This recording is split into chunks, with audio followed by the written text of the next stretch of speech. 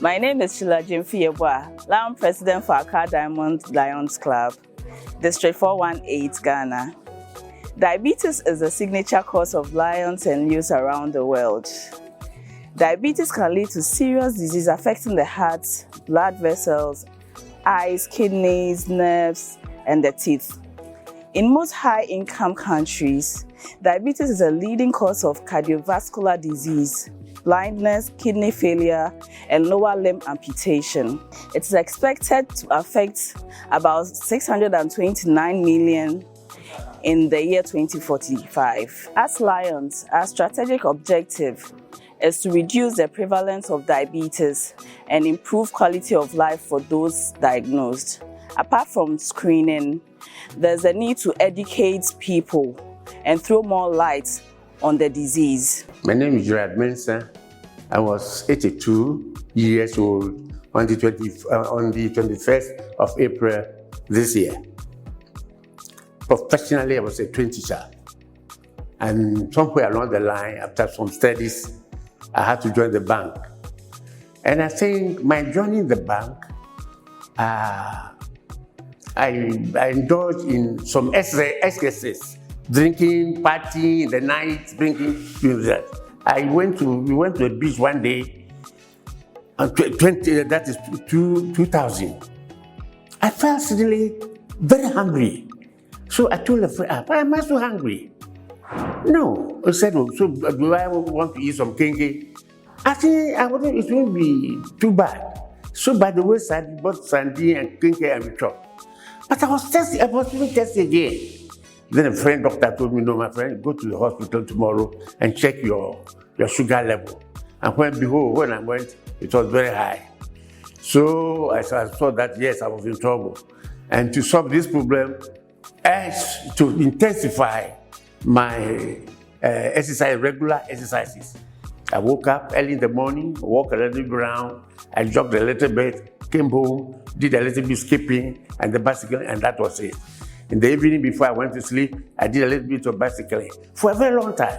So even though I was diabetic, my sugar level was very good. 6, 7, 8 highest. Now, diabetes is a very, very disturbing disease, and you must be disciplined. Your eating habits must stop. I drank very well. When I was working in the bank, parties were too much. Drinking dips. I didn't know I was killing myself slowly. So when I realized that no, things were not as I thought, I reduced all these things. My eating habits stopped, drinking stopped, and I'm okay. I'm 82 now. I said, I'm okay, I'm very confident. That can be some years more. Hello, my name is Dr. Yakoba Atiase. I'm a physician specialist, endocrinologist, and diabetologist, and the head of the National Diabetes Management and Research Center. Diabetes is a disorder characterized by high blood sugar because a hormone in the body called insulin does not work properly. That is in simple terms. We have several types of diabetes. We have three main types are the type 1 diabetes, the type 2 diabetes, and gestational diabetes, and there are other forms of diabetes which we cannot talk about here. Type 1 diabetes largely occurs when the body produces antibodies against itself and produces antibodies against the pancreas where insulin is produced. So there are antibodies that affect the factory of insulin production. So such patients have very little insulin and they are not able to metabolize glucose, carbohydrates, fats, and proteins very well. The type 2 diabetes is slightly different. Type 2 diabetes has been described as a lifestyle disorder because the risk factors include being sedentary, not watching your diet, being overweight. So these are lifestyle risk factors that contribute significantly to type 2 diabetes. Type 2 diabetes accounts for about 90% of all the diabetes that we have globally. What age group is affected by diabetes? Any age group can be affected by any of the age group. Of course, apart from gestational diabetes, which occurs only in pregnant women, type 1 and type 2 diabetes can affect in everybody.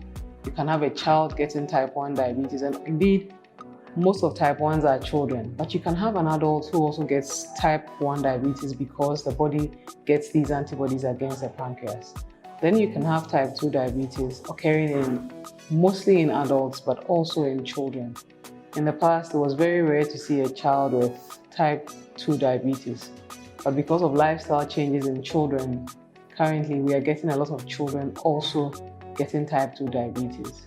And it's also the same thing: obesity, wrong diets, and sedentary lifestyles in our children. That is why type 2 diabetes seems to be on the ascendancy in all age groups across the globe. And the signs of high blood sugar include, but are not limited to, being thirsty all the time, increased thirst, drinking lots of water, passing large volumes of urine, especially at night. So they have what we call nocturia. They pass large volumes of urine at night. And then sometimes there can be weight loss. However, in type 2 diabetes, a lot of our patients with type 2 diabetes may not have any symptoms at all. So they are walking around completely fine, nothing wrong with them. When you check their blood sugar, it is extremely high. So even though the increased thirst, the important thing is to make sure that you are screening yourself and checking your sugar levels, often, to be sure that you do not have diabetes. Diabetes is associated with many complications. Most of the complications involve vessels, blood vessels. So diabetes can predispose an individual to stroke, can predispose an individual to heart attacks, can predispose an individual to what we call peripheral artery disease, meaning that the vessels in the limbs or the lower limbs do not get blood running through them very well. And so the legs, sort of die and get gangrenous and die. Diabetes causes blindness. Indeed, diabetes is the commonest cause of blindness in the world. Diabetes causes kidney disease. It is also the commonest cause of kidney disease in the world. And diabetes causes nerve damage. And so people with diabetes may not feel properly. And so, something may prick them because they are wearing wrong shoes and they may not feel it. And that can lead to ulcer formations or sores on their legs, which can eventually lead to amputations. When somebody gets diabetes, the important thing is to see a doctor. You cannot manage diabetes on your own. Your doctor will take you through what you must go through. They'll try and modify your diet. They will tell you to exercise a bit more after they have checked to make sure that your feet are healthy enough, your heart is healthy enough so that you can exercise, because lifestyle changes that prevent diabetes are the very ones also that we use to manage diabetes. So you watch your diet, you watch your weight, and you exercise. And of course, your doctor will give you medicines that will help your blood sugar come down. Type 1 diabetes is not preventable, but thankfully, type 2 diabetes may be preventable in some people. So if you have risk factors of type 2 diabetes, a strong family history of diabetes, you are obese, you have hypertension, you have other features that suggest that you are at risk of getting diabetes, then it's a good time. If you don't have diabetes, a good time to try and reduce your risk by watching your diet, by losing weight to the normal point, and by exercise. Most of us are sedentary, and sedentary doesn't mean you're lazy, but some of us, our work just predisposes. We sit for 8 hours a day behind a desk, and that makes you sedentary. So you should make time and work out. You should make time and be active. If you can walk around your office block, do so. The important thing is make sure that you don't sit for too long. Indeed, it's been said that sitting for too long has become a major risk factor for all these non-communicable or cardiovascular diseases. If you have a family history of diabetes, then you are high risk, especially if it's your first degree relative, your mother, your father, your sibling, or you have had a child, or you have had gestational diabetes in the past. If you've had gestational diabetes before, you may be normal, your sugars may be normal now, but you are high risk for getting diabetes in the future, and you must start working on yourself to reduce that risk and to prevent it. anytime is a good time to check your blood sugar. Anytime is a good time to check your blood sugar. The best time is difficult to tell, because some people can have blood sugars that are normal when they haven't eaten, and yet when they eat, the sugar becomes extremely high. So we don't mind. When we are doing screening, often they'll say fast and come. Every time is a good time to check your blood sugar.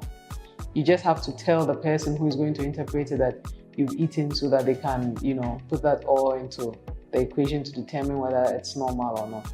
It's good to talk to your nutritionist or your dietitian to give you a proper diet plan to help you manage your diabetes.